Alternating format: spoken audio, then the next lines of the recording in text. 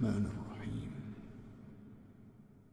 ربنا تقبل منا إنك أنت السميع العليم. ربنا واجعلنا مسلمين لك ومن ذريتنا أمة مسلمة لك وأرنا مناسكنا وتب علينا إنك أنت التواب الرحيم.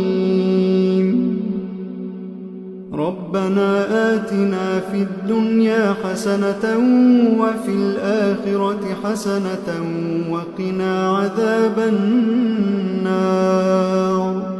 ربنا أفرغ علينا صبرا وثبت أقدامنا وانصرنا على القوم الكافرين.